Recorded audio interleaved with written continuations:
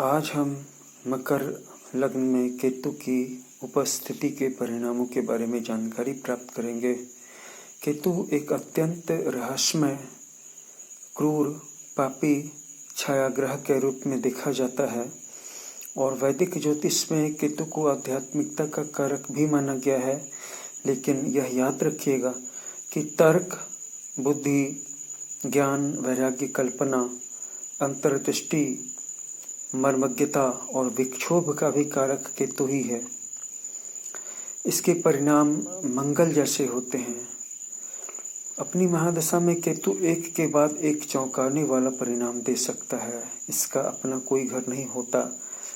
केतु जिस राशि या भाव में जाता है उसके अनुसार ही परिणाम देता है। वृश्चिक और धनु केतु की उच्च राशियां हैं और वृष और मिथुन नीच राशियां हैं। केतु के फलों में बलाबल के अनुसार कमी या वृद्धि जाननी चाहिए। ध्यान देने योग्य बात यह है कि केतु के 3, 6, 8 या 12 भाव में स्थित होने पर, शत्रु के घर में स्थित होने पर या वृष या मिथुन राशि में नीच होकर के स्थित होने पर लहसुनिया रत्न कदापि धारण न करें। मैं रिपीट कर देता हूँ कि आपको लहसुनिया तब नहीं पहनना है जब केतु 3, 6, 8 या 12वें भाव में स्थित हो, या शत्रु के घर में स्थित हो, या वृष या मिथुन राशि में स्थित हो जहाँ पर ये नीच का हो जाता है, क्योंकि इस कंडीशन में उसका रत्न लहसुनिया धारण करना और ज्यादा खतरनाक हो सकता है, हानिकारक हो सकता है। केतु के मित्र राशि में स्थित होने पर या मित्र राशि के स्वामी की स्थिति को भी देखना न भूलें।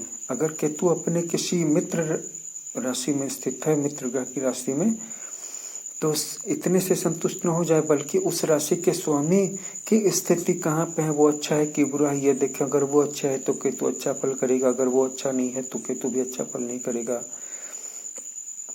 और राहु और केतु से संबंधित रत्न किसी योग्य विद्वान की सलाह के बाद ही धारण करें। अगर आपको रत्न के बारे में जानकारी प्राप्त करनी हो तो अपनी जन्म कुंडली या हस्तरेखा के फोटो हमारे व्हाट्सएप पर सेंड करें। यह एक पेड सर्विस है। यहाँ आपको सही रत्न का प्रिस्क्रिप्शन किया जाता है। तो मकर लग्न की कुंडली में जब लग्न भाव में केतु बैठा हो तो क्या फल होता है, इसे जान लीजिए।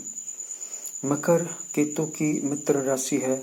यदि मकर राशि में केतु लग्न में हो तो अधिकतर परिणाम शुभ ही होंगे। जातक का व्यक्तित्व आकर्षक होगा और उसकी बुद्धि कुशाग्र होगी, उसके पास तर्क शक्ति होगी और उसके अंदर इंसाइट भी होगी, क्योंकि ये दोनों रेयर चीजें हैं एक साथ होना। जिसके पास तर्क शक्ति होती है उसके पास अंतर्दृष्टि का अभाव होता है, अंतर्ज्ञान का अभाव होता है, और जिसका अंतर्ज्ञान मजबूत होता है उसकी दुनियादारी की समझ, कॉमन सेंस कम हो जाती है, लॉजिक कम हो जाता है। लेकिन मकर राशि में लग्न में बैठा हुआ केतु ये दोनों चीजें देता है।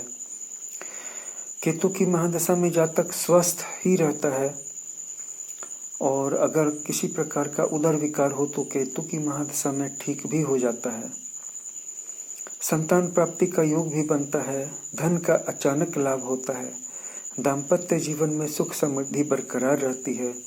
साझेदारी के काम में लाभ प्राप्त होता है। पिता से संबंध अच्छे रहते हैं और जातक ईश्वर को मानने वाला होता है, आस्तिक होता है और उसके विदेश यात्राओं के करने के योग भी बनते रहते हैं। तो ये था मकर लग्न में केतु के लग्न भाव में स्थित होने का फल।